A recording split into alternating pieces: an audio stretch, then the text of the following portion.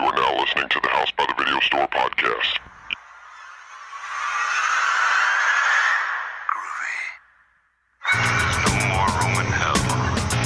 The dead will walk here. We have such sights to show you. I kick ass for the Lord. Stop!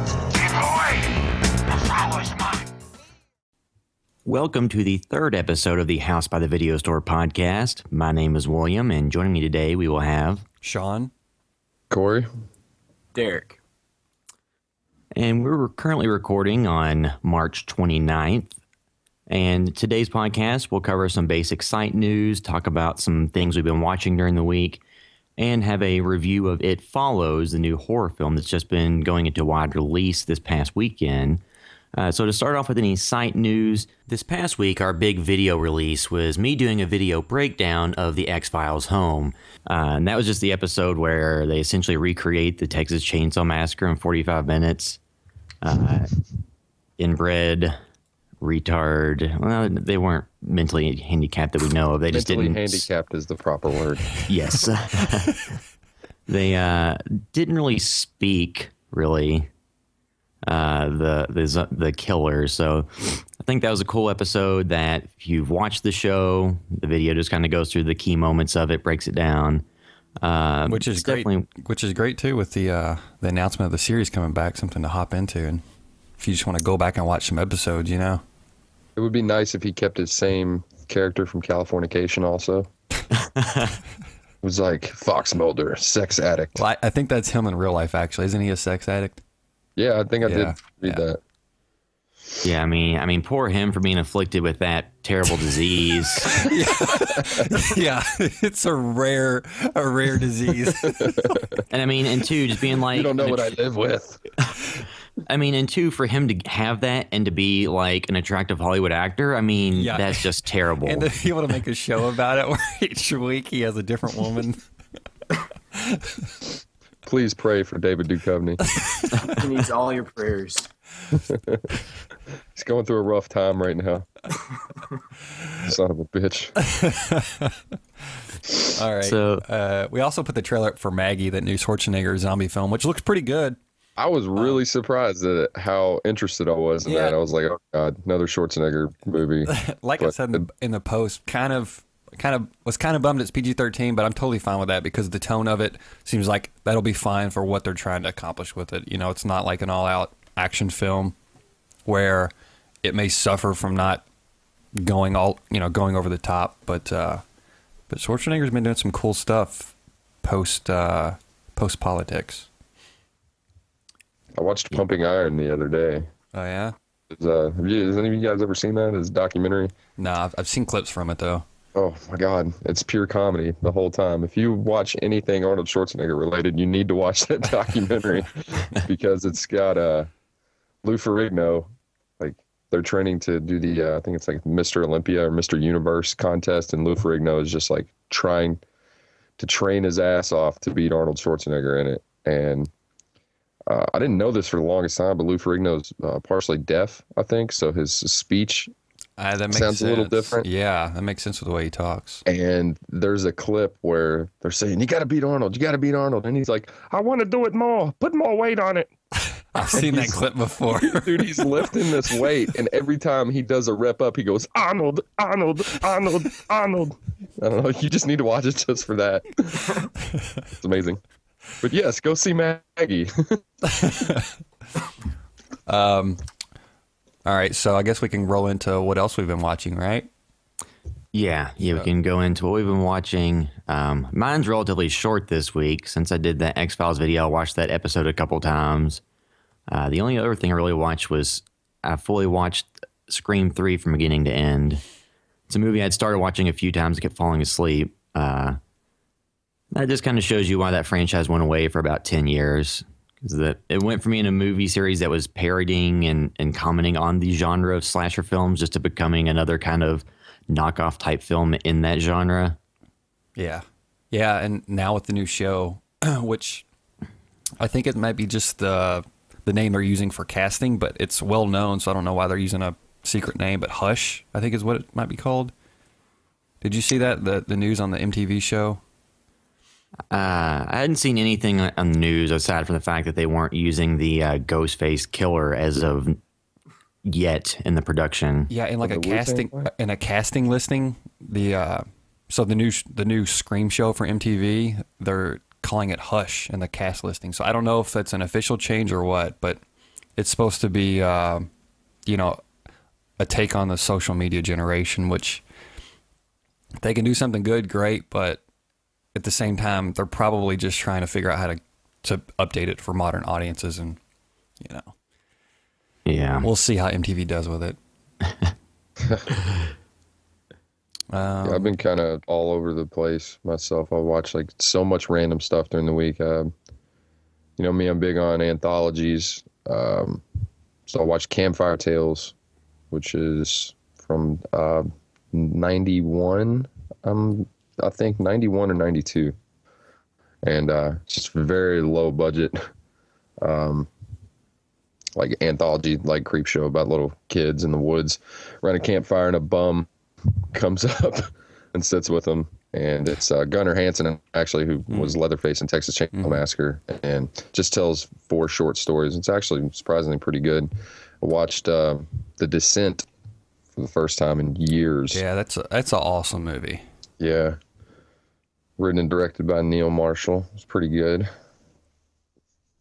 And I never watched the second one. Did you guys ever check out the second one at all? No, just because he didn't direct it, I was kind of thinking, it's probably a cash grab. But I read that it was like a pretty big success. The second one, it earned back like more than double its budget.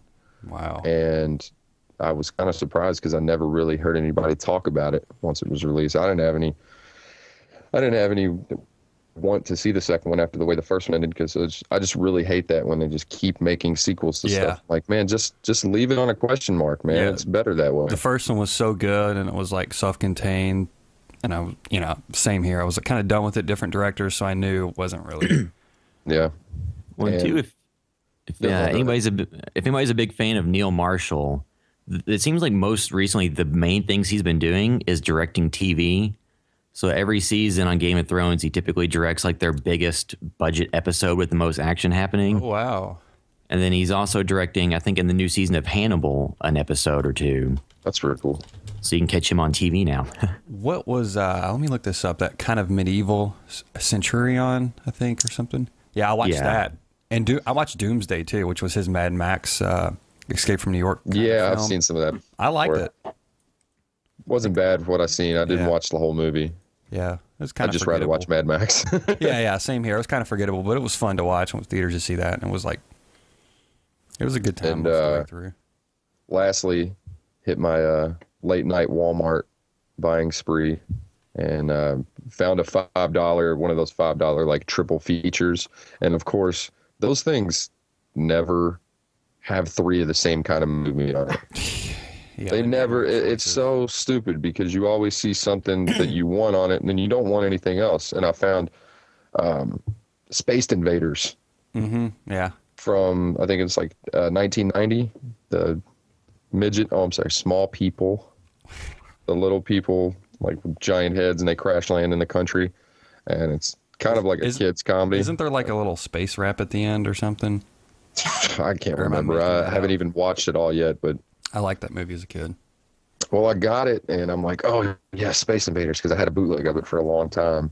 But the other 2 movies on it are Eddie Murphy, Holy Man, and goddamn Kazam with Shaq. Hey, Like, 3, God. they share a common theme. do they literally just pick out of a box, like pick names out of a hat, like when they're gonna put these movies together? I just don't get it. I really that don't sounds get like a pretty good deal. You get Kazam for $5. it. Don't get me wrong. I'll probably watch Kazam when no one's around. But- You said Eddie Murphy? Yeah, Holy Man. I never saw that, Man, but I don't either. I haven't seen that either. Eddie Murphy fell off the face of the earth when he had sex with a transvestite hooker. Well, That guy. he then went on to do kids movies, which makes perfect sense after a sex scandal. This is the best transition. You're just looking Yeah, bad you at may Eddie. You need to do a you kids movie. You may remember me from the sex scandal or something. Now here's Daddy Daycare. You go watch it. Daddy like when, daycare. When Pee Wee Herman got Leather arrested for masturbating in a The way like a sex theater or whatever. He showed back up on the MTV Movie Awards like years later, and the first thing he said was, "Heard any good jokes lately?" the way I used to describe that when I was a kid after that first happened was it, or my parents explained it to me, was that he was choking his chicken in the movies. So that's the way they'd be like, tell so and so what happened to Pee Wee Herman, you know, and they would like thought it was funny to have their friends listen to me explain what happened to Pee Wee Herman and why he no longer had his show. Yeah, I did read that they're making another Pee Wee Herman movie. Right? Yeah, I think Apatow. Apatow has something to do with it. Yeah. If you Fine, watch that's the, awesome. if you listen to the podcast or watch the show Comedy Bang Bang, they actually had a TV show episode that was devoted to Pee Wee Herman with him on there. Yes. Oh, really? Wow. Yep. Yeah, Derek, why don't you talk about what you've watched recently? Because we got sent something you checked out that isn't, I guess it's not released yet. We need to No, look into that more. yeah, it's not released just yet. Two things I watched. One was a screener that was sent to us. It was for the movie Infernal, which comes out in cinemas or I think video on demand on April 10th. But it's kind of like a found footage film, which is more kind of like The Omen meets Paranormal Activity. I mean, it kind of fell short on some of the stuff. It was a decent watch if you like the found footage genre. But generally, I don't want to get too in depth on it because I'm doing the written review about it. But it's kind of like a married couple has a kid, and she's kind of weird. They think she's autistic. It turns out that it's a little more evil than that, and she's actually, you know, kind of demonically influencing what she's doing. And just them dealing with that and everything that just kind of crazy happens in the movie. So let me ask you this. So they think she might be autistic, and then they find out she's demonic. Yeah, they So- kind of do several different times where they go between autistic or, you know, possessed. So would it Sounds be, like a storyline I've never heard of is it before. offensive at all to people with maybe autistic kids? You know what I mean? No, not at all. No, there's nothing that I I was just watched wondering that I if, was, you know. Yeah. No, there's nothing in it that I thought was offensive to anybody. or Okay, anything. that's good. Yeah. The other movie, which I think you've actually watched, Sean, is Housebound. Saw on Netflix Yes. recently. That was actually, I mean, it was one of my favorite movies I've watched in a long time. Me too. I really love like comedy horror genres. So it kind of felt like maybe the way Shaun of the Dead was done a little bit, where it had just a lot of comedic relief and everything. Mm-hmm. And I loved some of the gags it had in it, and just the way the plot went, and the security guard that was way over into the paranormal investigation of the house. And it was just, to me, is one of those movies on Netflix that kind of stood out as far as being in the horror genre. Yeah, I'd rented it before it was on Netflix, and I saw it was on Netflix, and it reminded me, like, man, I need to do something on that movie, or we need to talk about it or something, because it's like, people need to see this movie. It's probably one of my favorite horror films I've watched in the past year or so. New Zealand film, Peter Jackson's from. Oh yeah. But they're already remaking it too. Sorry. Oh. Yeah, for American. I think he's actually helping out to remake it. But yeah, it's got like, and you don't want to say too much about it too, because that's what's so fun about where the movie goes. Like, it's pitched as a kind of a haunted house movie, and it's almost like kind of like Rear Window, where she's stuck in her house because she's on house arrest. But, you know, but there's things going on in the house, so it's kind of this conflict of staying in the house, trying to figure out what's going on, and also a horror movie where she's stuck in there. But it's also really funny too. Like, it's a great little film. Yeah, the mom was really enjoyable in that one. Yeah. So since that's on Netflix, I definitely think everybody should check that one out now that it's free to watch. Really, the only thing that I can think of that I've watched since last week was Spring, the new Draft House release. I think it's like been number one on iTunes on horror and romance or whatever, but it was pretty good. I liked it a lot. I liked the tone of it. The main actor and actress in it, they're awesome. The guy's actually from the Evil Dead remake.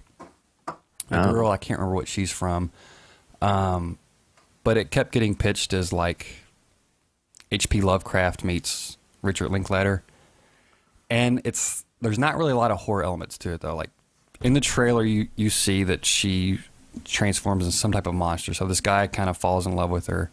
But then there's this other element of what you would do to stay with somebody or what you put up with. It kind of deals with that a little bit, but really that's almost just like a little side part to it. Even though they talk a lot about the lore and why she's changing and all that, kind of in the third act of the film, it's not really satisfying on a horror movie level. But it's a really good movie. But I just don't think it's going to satisfy fans that are looking for something more as far as traditional horror films go. But I also plan on doing a little small written review on that too, just to kind of flesh things out a little bit more. And I think that's about all I watch as far as horror-wise. I've been watching random stuff on TV, and Kimmy Schmidt, and Better Call Saul, and I feel like a couple other things too. But I'm watching WrestleMania tonight. Okay, well, we'll expect a recap on the site. Call the newspaper. We're getting a screener of Volumes of Blood soon. Yeah. Also, Corey, you didn't watch Gone with the Pope, but you've got that to maybe do something on soon as well, huh? Yes. Hopefully we can get a review out to Grindhouse. Yeah. They can put it up for us. I've been waiting probably 6 years to see Gone with the Pope, the Duke Mitchell long lost classic. Some people call it the poor man's Goodfellas. But, something I've been waiting a long time for is a movie that was never finished, and they kind of had to piece it together with what they have. It's the long lost follow-up to Duke Mitchell's other movie, Massacre Mafia Style, and it's just ridiculous shoot 'em up mob movie. It's basically how every mob movie should be. It's just nonstop hilarity. So I've really been looking forward to watching this, and just got a copy of it. And what's the iconic line from the trailer, which you showed me years ago on the trailer compilation? The premise of the movie, not like a throwaway joke. Yeah. So the premise of the movie is that they're kidnapping the Pope, and the ransom is he wants $1 from every Catholic in the world. I mean, how can you not be attracted to that storyline right off the bat? And why just $1? If you're already going through the trouble of getting $1 from every Catholic in the world, just get $5. So I loved it. I love that no one has really ever seen it, because I've watched the trailer so many times. I feel like I know a lot about the movie, and there's a scene. There's a scene in it where after he kidnaps the Pope, it looks like he's on a boat with the Pope and he's fishing. And the Pope runs in with like a bass, and he's like, "I got one." Maybe there's a little twist to it then. Like, where the hell is this movie going? Bonding between him and the Pope. Who knows, man? Maybe he's going to have a change of heart, and he's going to want to give $1 to every Catholic in the world. The Pope's going to change. Talk to him about God and religion, and he'll turn his life around. And it's just a nice Christian film, Corey. You've been duped. Doesn't want to stick his hand in the collection plate, man. Not a good thing. You don't do that to God. All right, I guess that's it for everybody, right? As far as what we've been watching. Yes. Yep. So now we'll get to our review of It Follows. Dun, dun, dun. And spoiler free until we notify otherwise. So yeah, we'll do a spoiler free discussion, and then after that we'll make sure that we announce we're doing spoilers before we go into the story of the movie. So after this episode, we'll make sure we ruin it for everyone. All right, so I'll just start off. So this movie, it's been getting a lot of hype from people. If you follow anyone who's into the horror world, you've probably seen somebody talk about this movie. It's been getting called one of the most original horror movies in years. And I definitely like this movie stylistically.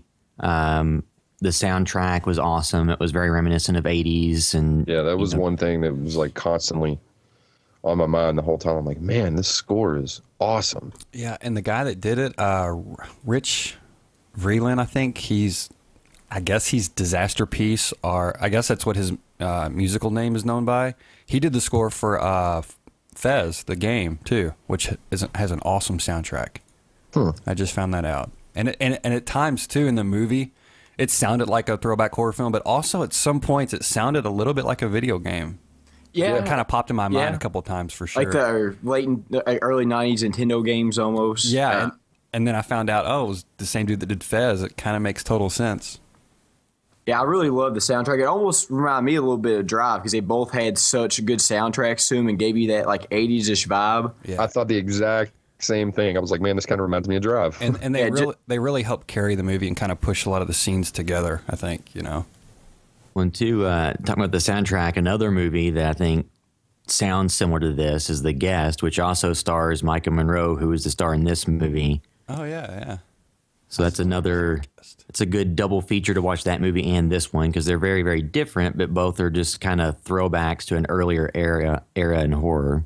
I also saw that I guess the plan was to take 6 months to do the score for this film, but then they got into cans, I believe, and then so they only had like 3 weeks to work on the score. So he did all that in 3 weeks.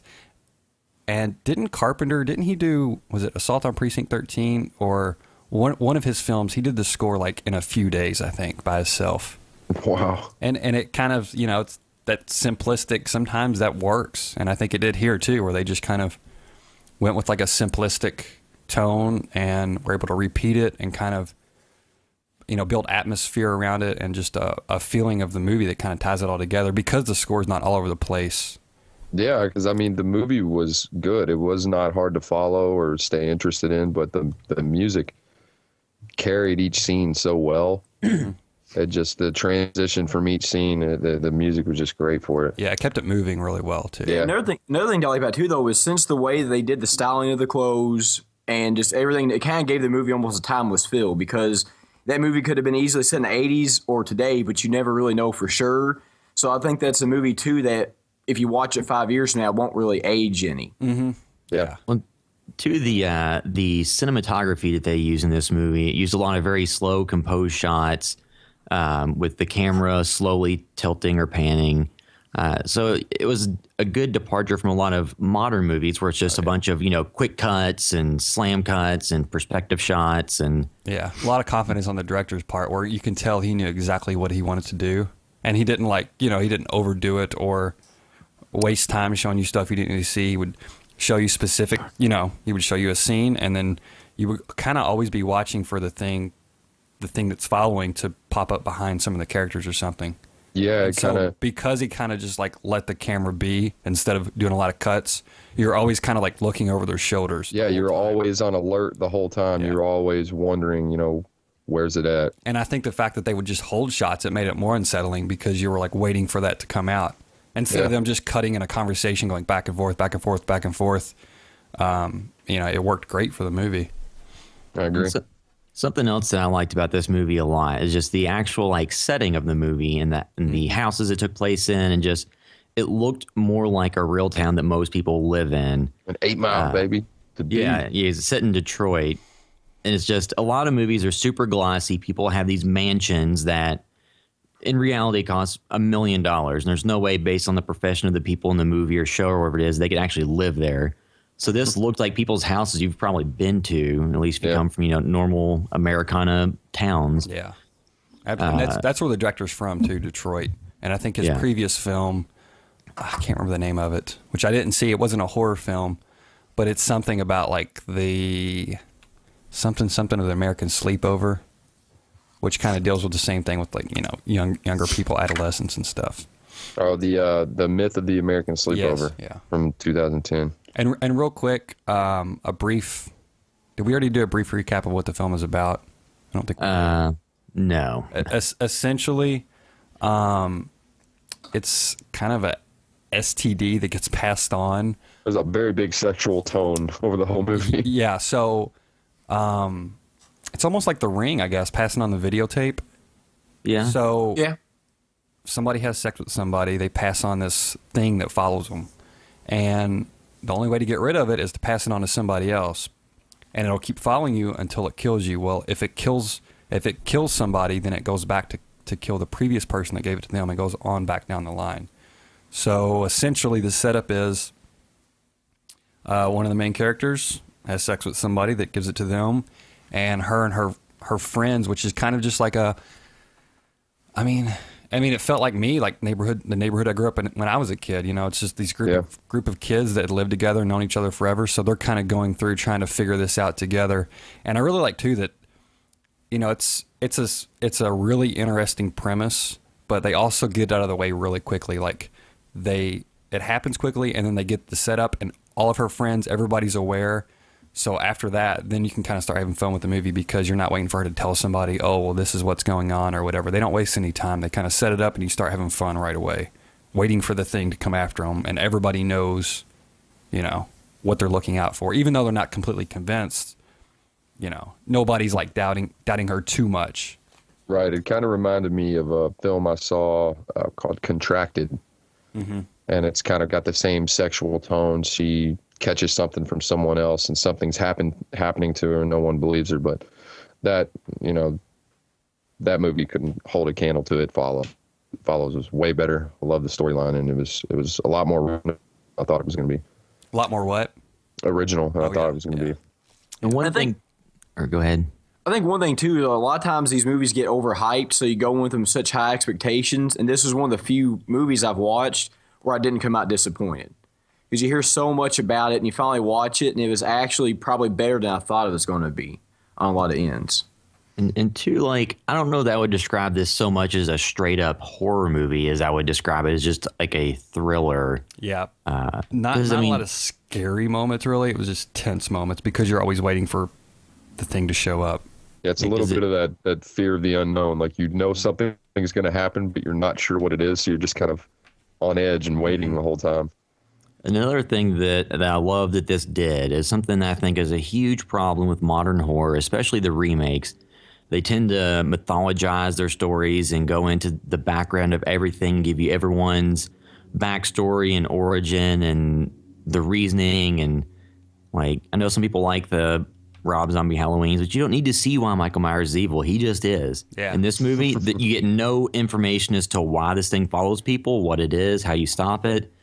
Yeah, it's just that's not it the just point shows of up. It, you know. Yeah, it's great that they. Yeah, I guess. Yeah, I'm glad you said something about that because I really like that they really didn't dig into where it came from. Yeah. It's just kind of there. I like that. It was already started and it's going. Like, that's all that matters. Yeah. I'm sure that there were studio notes that said, well, why is it following them? Where did it come from? How did they stop it? Well, again, it shows confidence on the director who also wrote it, Robert Mitchell. But yeah, and there's also some other things they kind of allude to that they don't explain, which is totally fine because it kind of builds up this world as far as, you know, as far as family relationships, the past between characters, some kind of things they leave out there, but they kind of they hint to or whatever, which it just kind of builds the whole world to make it feel more real. Yeah, I mean, it lays information out there for you to piece together as opposed to hitting you over the head with having characters repeat lines of dialogue. So that is who that person is, and they did this to you then? Yes, yeah, absolutely. So it avoids a lot of that. And there's a lot of scenes in this movie that are just silence too, just to help build the tension or, you know, focus on the characters. Yeah. And all the actors did a really good job too. Like it felt like you were hanging out in that little neighborhood, you know, with all those characters, almost like a Scooby-Doo gang. Yeah. Yeah, it didn't feel too out of place. I could kind of relate to it quite a bit. Yeah. But at the same time, too, like Derek said, it almost felt, in the way that it felt timeless, it almost felt like, I don't want to say a dream world, but, you know, she's a little bit older than some of the other people she's hanging out with, but they seem to be maybe like 18-ish, but yet they're sitting on the front porch playing cards. I mean, not that that's uncommon, but that seems like something more you would have done when you were like, you know, 10 years old, 12 years old. So it's almost sneaking alcohol. Yeah, I mean, yeah. But so I looked up the ages of these actors just to try to get an idea of what ages they're trying to get them to portray. So the star, Micah Monroe, she's 21. The girl that's supposed to play her sister is 18. Their friend with glasses is like 25, and the guy Paul's 22. So it was still somewhat unclear as to what ages they were. I think that the implication was that she was either in like a community college. Yes, I think so. So I guess she was, you know, late teens, early 20s, and the friends were all.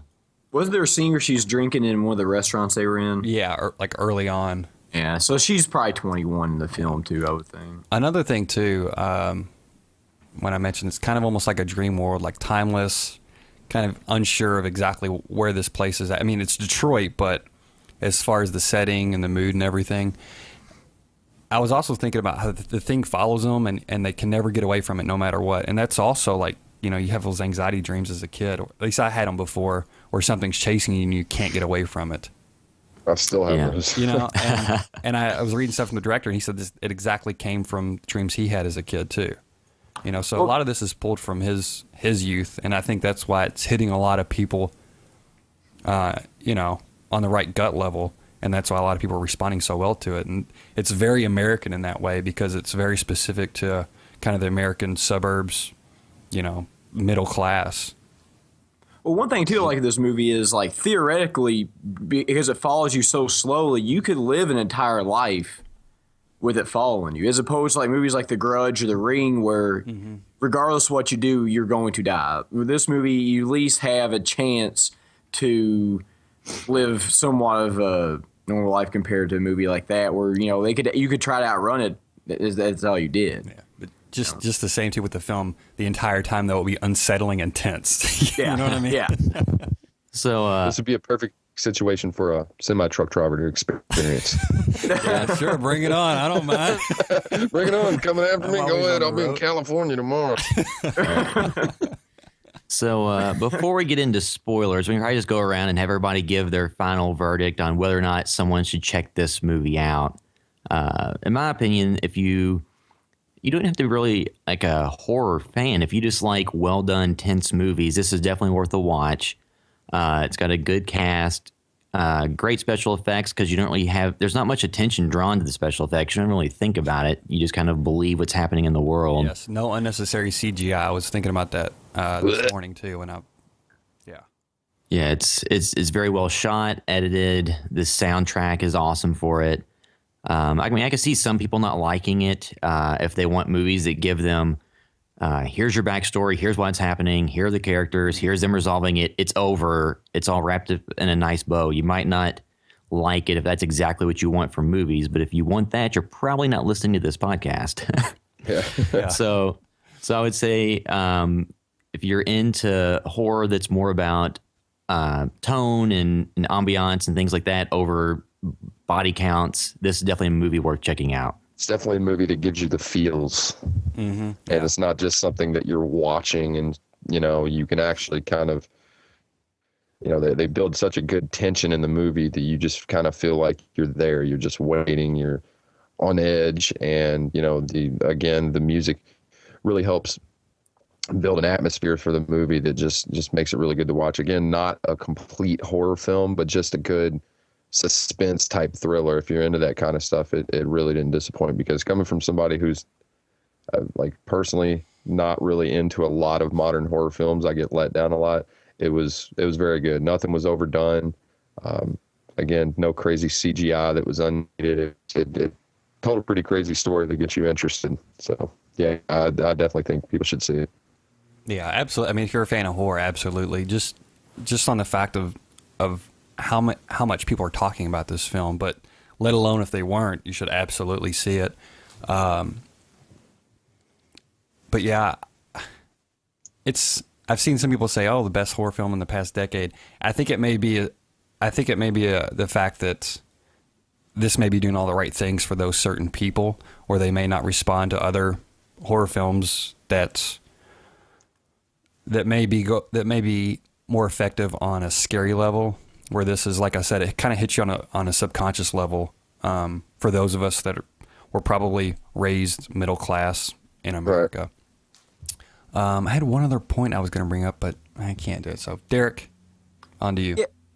Yeah, I definitely think it's worth a watch because it was a really nice breakup from the remake. Because they remaking all the Nightmare on Elm Streets, and they did the remake of Jason, the remake of Halloween. So it's kind of nice to get an original film that just kind of, well, it's still in the same, I would almost put in like same kind of curse genre as like The Grudge and The Ring. It just did it so much better and more relatable to everybody because all the characters in the film for the most part were very likable. and the ambiance of like that 80s-ish clothing and music just made a really good original film. It's something, and I'm typically really hard on horror films because I like them to be, I kind of have my setup where like everything like Evil Dead 2, which that's unrealistic, but for this one, I really liked it. It just, everything through it was very easy to watch, and it actually had an impact on a, like Corey was saying, like a feels level where you actually had something to it more than just a suspense film or a horror film. Yeah, and one other thing I was kind of popped back in my mind is the whole concept behind it, though. If you're not on board with it watching the trailer, you know, it may not sell you on the film because you know it's kind of an out there concept as far as this STD thing that chases you around. But at the same time, it doesn't really take itself too seriously. Like it's pretty funny at times as well. And also the characters are likable. The music's great. Like it's, you know, if you like watching movies, regardless of what genres you like, definitely check it out. All right, so now we're going to jump into spoilers. So from this point forward, anything in the movie is on the table, and we'll be spoiling anything that happens. So if you haven't seen it, now's the time to head out. Yeah, So, please watch the movie because don't let this get by just by listening to this and kind of ruining all the fun of it. So first discussion for the spoilers. The thing that when I watch movies, I typically try to put myself into the position of the people in the movie and determine what I would do.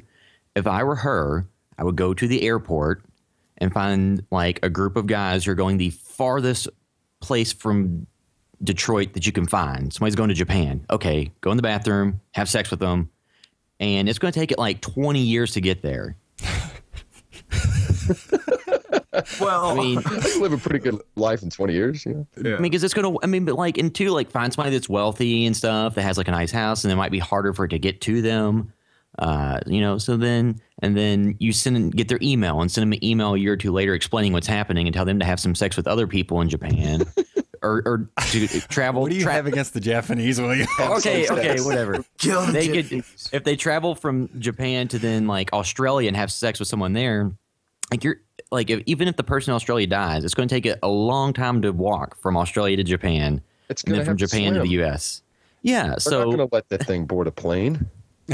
yeah, I mean, can it use public transit if it just walks? And two, if you can get it to a famous person that has a lot of money, they can probably Yeah. dump a lot of resources in fending it off for a very long time. Yeah. Especially if you can get a person younger than you know, like a young pop star that will live longer than them. And for people unsure of what we're talking about regarding like the length of time it takes to get to you, because I don't think we really mentioned it, the thing is following you, but it only walks.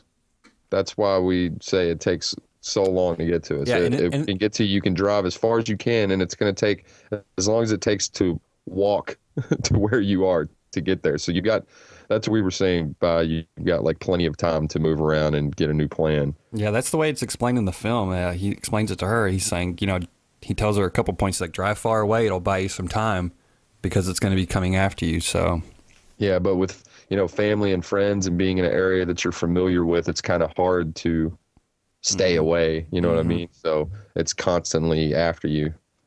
One, two, I've heard some discussion, people were commenting about how the character Hugh that gave the disease to the main character Jay in this movie, he knew a lot about it to have only, in his words, gotten it from somebody at a bar that was a one-night stand.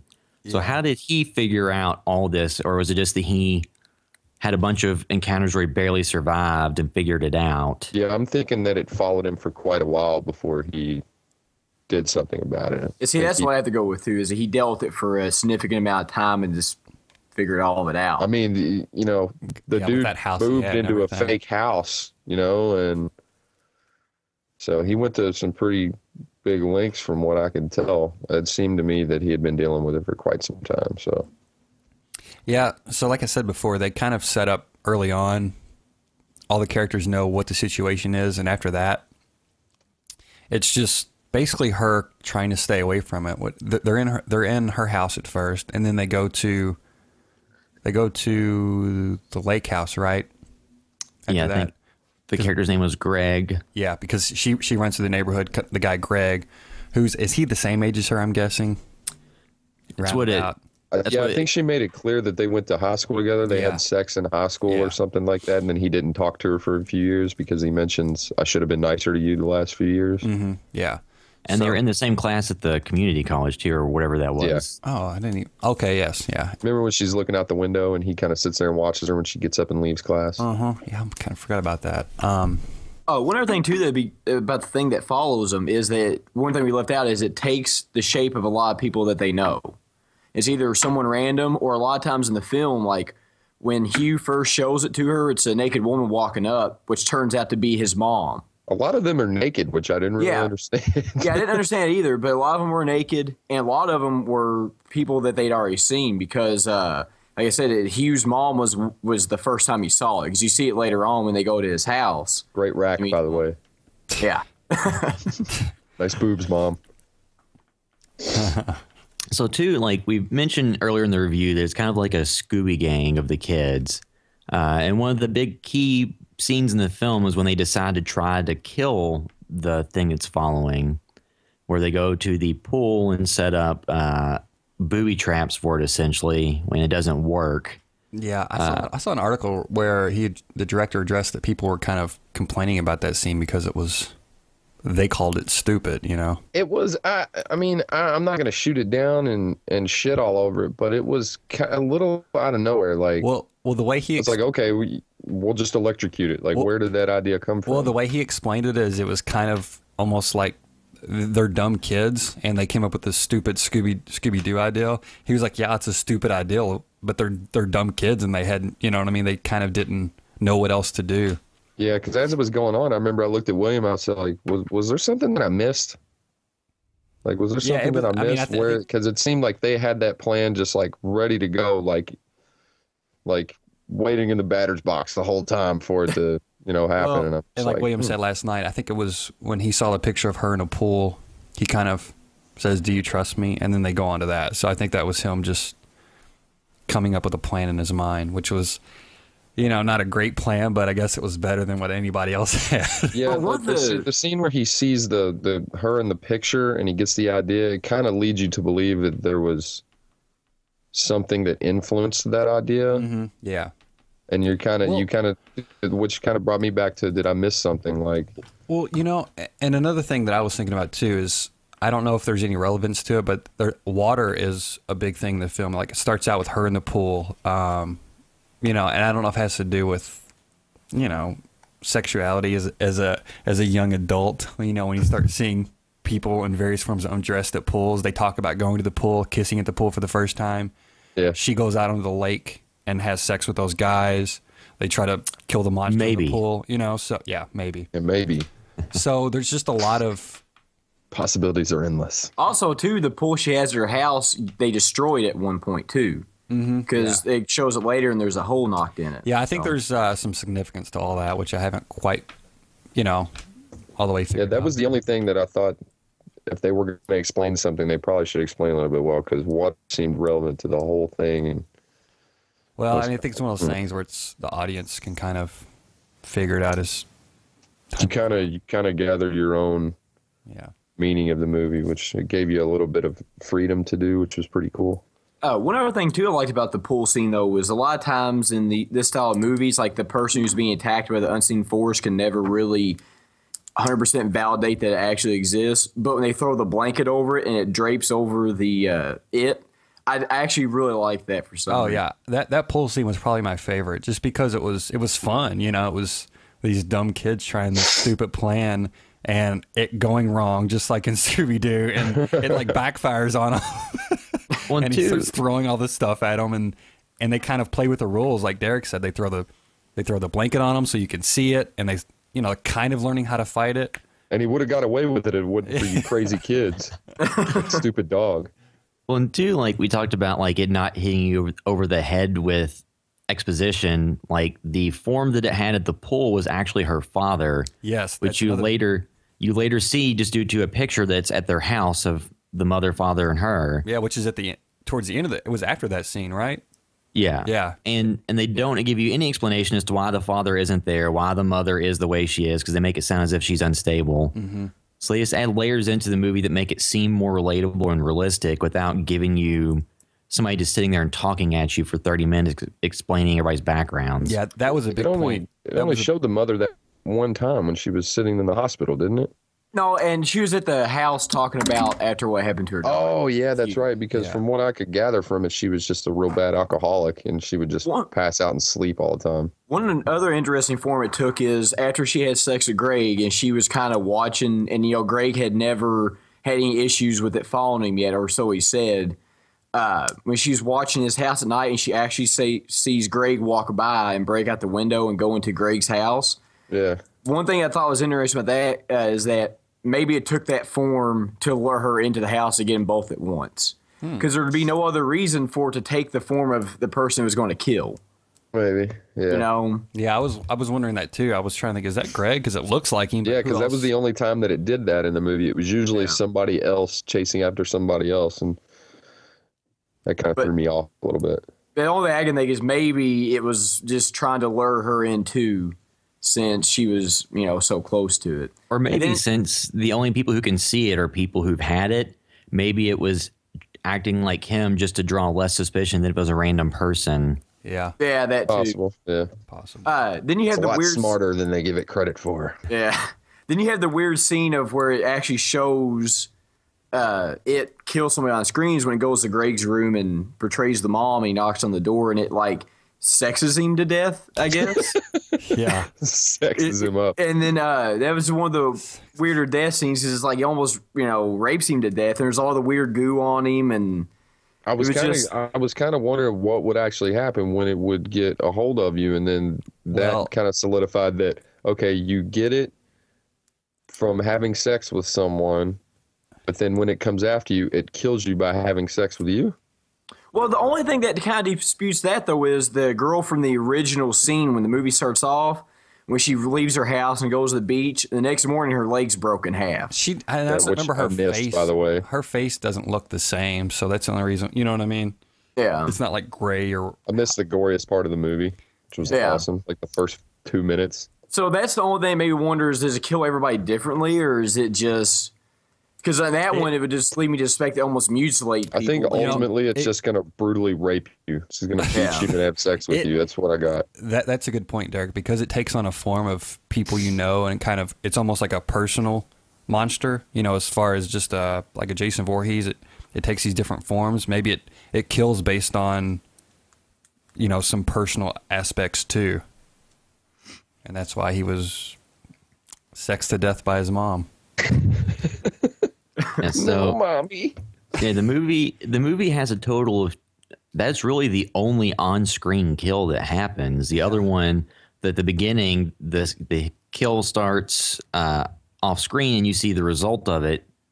And then there's other people, it still wasn't clear, when she was at the lake, the main character Jay, if she actually went out to that boat and had sex with the bros. Yeah. Or if she changed her mind. Yeah, her cast was wet, so you're she went out there, but you don't really know. Because if she did, they got taken out in pretty quick order. Mm-hmm. Yeah. Because it was back after her within a few hours. Yeah. There's one other scene I had a huge problem in the movie, because to me it broke the It character completely. And it was when they went to the beach house and it followed her into the actual little boat house, and it broke out the bottom of the door. Up to that point in the movie, it had never made any noises or moved very fast at all. And it took the form of that small, deformed child without eyes, and then screamed at her and kind of crawled toward her really fast. And to me, that almost kind of broke the character of that, because it didn't do anything like that before or after. Yeah. So that kid was also a little cliche, too, I think. Yeah, that's the only... if there was one thing I could say that I disliked about that, it was that. I hate giant faces in modern movies that pop up or turn real quick and it just does a CGI face. I hate that more than anything. If there's that in a movie, I will burn the movie. It's everything was so original, and they kept to form for so long, and then for some reason they broke it and went to that. And that was the hugest problem I had with that movie, because that was not how it was. It followed you, it didn't make noise, it didn't chase, it didn't give you a fast chase, it just kind of stalked you. And that one, it almost turned into The Grudge for a second, or The Ring, where it turned into a deformed child.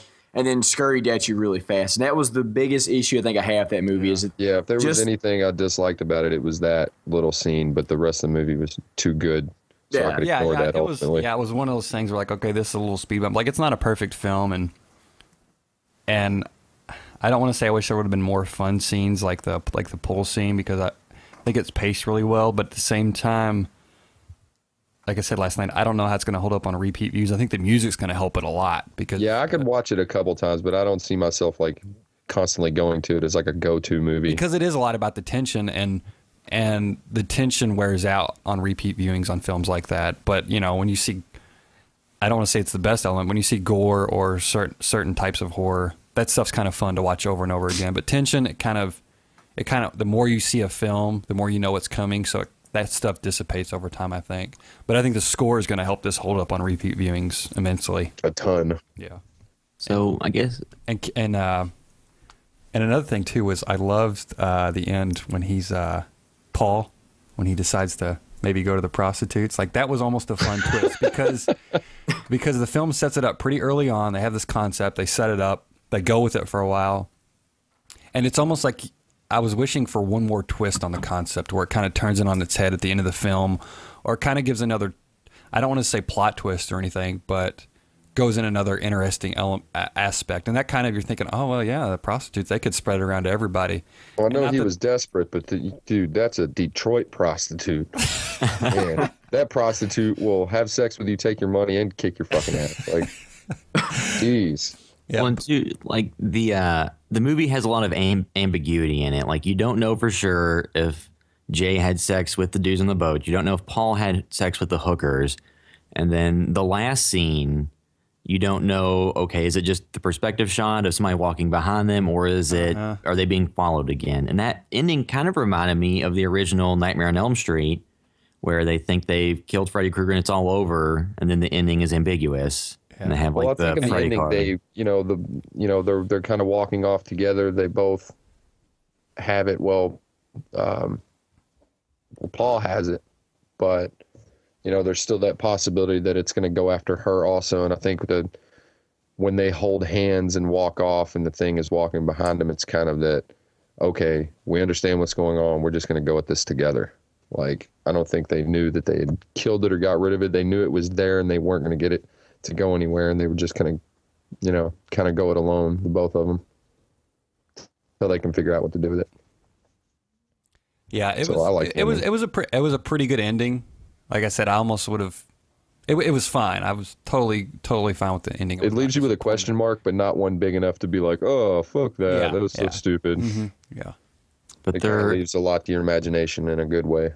Yeah, I like that a lot too, because I really despise movies, and everybody has their own preferences, but I despise a movie where I watch it for an hour and a half and then everybody dies. It's on this one, I enjoyed that it just left it just ambiguous to what happened. Like, it's all up to interpretation at one point. Did he sleep with the prostitute? Did he not?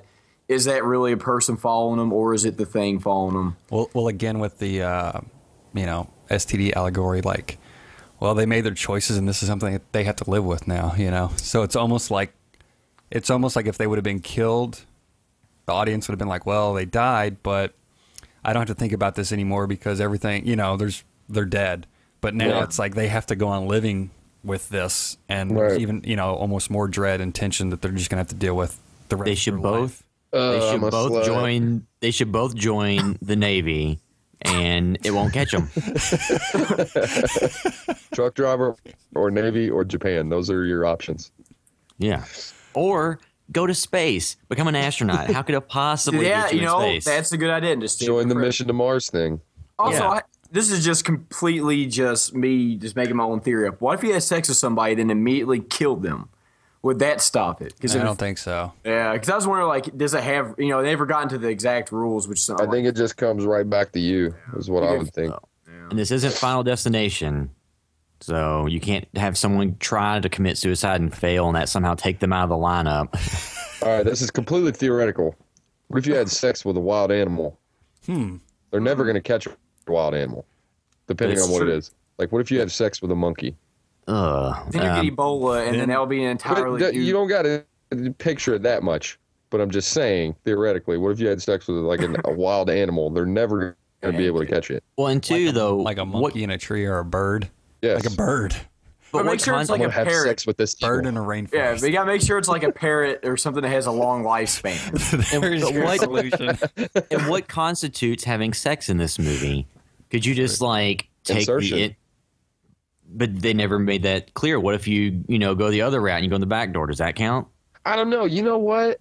Maybe because they go into the house that Hugh that the guy had rented, and they find all the porno magazines with the jizz rags everywhere.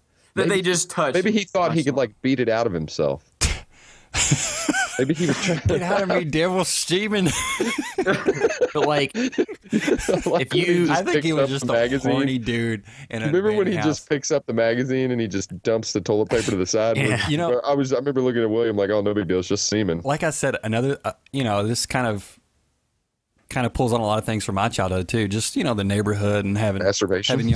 young, friends. And there was even like an older girl that I liked in my neighborhood when I was like 4 or whatever.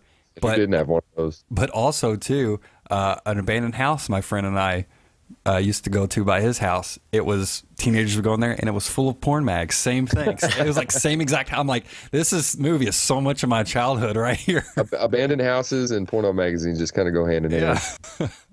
I think what when are- I went to the crematorium on Baxter Avenue that's been closed down for a long time, and me and Chris Taylor broke in one night and walked around, and there was porno magazines everywhere. Yeah, And I'm like, man, does this just happen when places just are inhabited anymore? Like, Actually, They that's just what become bait off paranormal temples. things. Like ghosts prefer that to be in empty places. Ward off ghosts. ghosts are lonely. Like, Yeah, they like to look at stuff too. vampires don't like garlic. Ghosts don't like porn. Oh no, there's a hustler. Can't Just come in this cover room. myself in ads and phone ads. Hang them all over my window. One other thing too I liked in the house of Hughes is he had the entire house like lined with stuff so he could hear it if it did break in. Yeah, that was another thing. It was like playing with the concept. It was kind of fun. Yeah, I thought that was pretty interesting because everything in the house almost had something to alert him that it was there. But it's weird though that of all the rooms he picked to stay in the house, he picked the upstairs room by itself that really didn't have a good exit.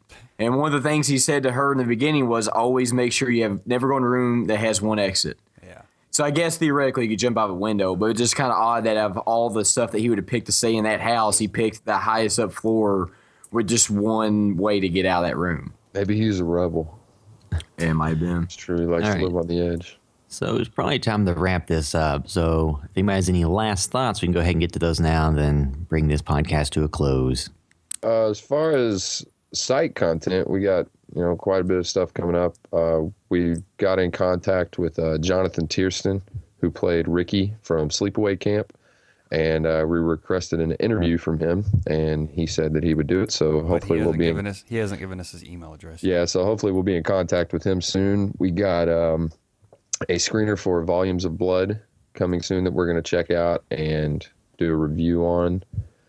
And I think there's we got asked to do an interview for our good friends at Never Nervous. Again, not sure if it's going to be a written interview or on the podcast, but kind of tag teaming with them, kind of help get our content out there.